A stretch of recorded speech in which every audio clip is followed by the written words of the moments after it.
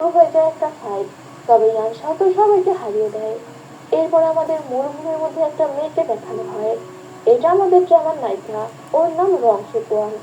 ও Yuji প্যালেসের সেরা martial artist. ওকে আমি সুকু বলে ডাকবো।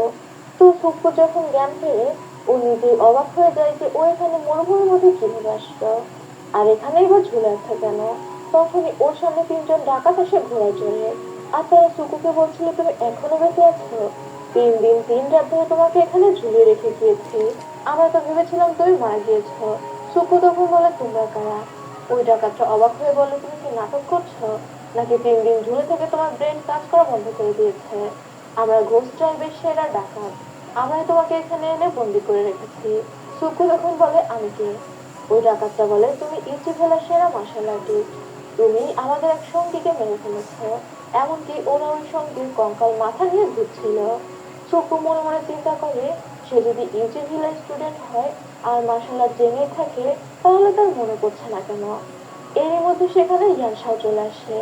সুকু তো প্রথমে ইয়ানশাওকে দেখে ভয় পেয়ে যায়। ও মনে করে ইয়ানশাও হয়তো ওকে মারতে এসেছে। তবে ইয়ানশাও সেখানে আসে আর জানায় ও সুকুকে বাঁচাতে এসেছে। সেখানে ইয়ানশাও আর ওই 3 ডাকাতের ফাইট লেগে যায়। ইয়ানশাও একটা ব্লেড ছুঁড়ে মারে, যেটা সুকুর হাতে লেগে যায়। সুকু তখন বলে, তুমি কি আমাকে বাঁচাতে এসেছো নাকি মারতে? কারণ ওর হাতের শিরা অলরেডি কেটে গিয়েছিল। আর সুকু সেখানে অজ্ঞান হয়ে যায়। এরপর ইয়ানশাও ওই 3 ডাকাতের সাথে যুদ্ধ করে ওদেরকে তো পুরো কুপকাত করে ফেলে। আর এরপর আমাদের প্রথমবারের মতো ইয়ানশাওর ফেস দেখানো হয়। কিউট না? যা হোক, ইয়ানশাও ওর ঘোড়াকে ইশারা করে আর ওর ঘোড়া ছুটে ওর কাছে চলে আসে।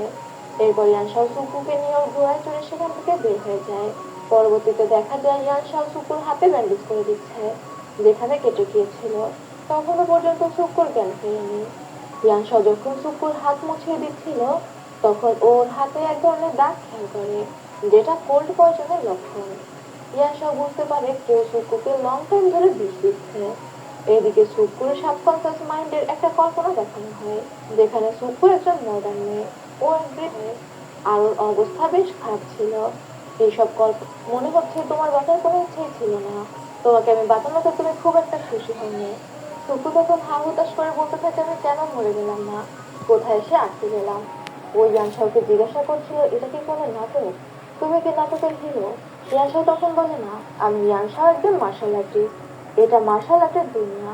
সুকু তখন ইয়ানশাওকে বলে, না, মানে সুকু পুরো একটা কমেডি ক্যারেক্টার প্লে করছিল। ইয়ানশাও বলে, আমি একজন মার্শাল আর্টিস্ট, আয়না নিয়ে ঘুরি না।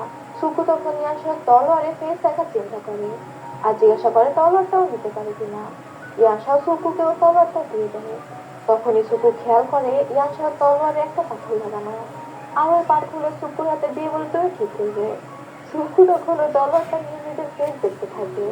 ইয়ানশাও মনে মনে ভাবতে থাকে, রং সুকুয়ান তো এরকম ছিল না। সে অনেকটা মুডি আর কঠোর ছিল।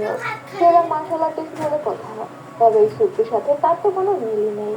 এদিকে সুকু একের পর এক প্রশ্ন করে যাচ্ছে, তাকে কে মারার চেষ্টা করেছে, সে কে, ইউটিউবিলা কি জিনিস, এই সব কিছু। ইয়াশাও তখন বলে, তোমার আমার সামনে নাটক করার প্রয়োজন নেই, আমি তোমার শত্রু না। সুকু তখন বলে, সে সত্যি এসব কিছু জানতে, ওরা এখান থেকে চলে গিয়েছে। ওই ডাকাতরা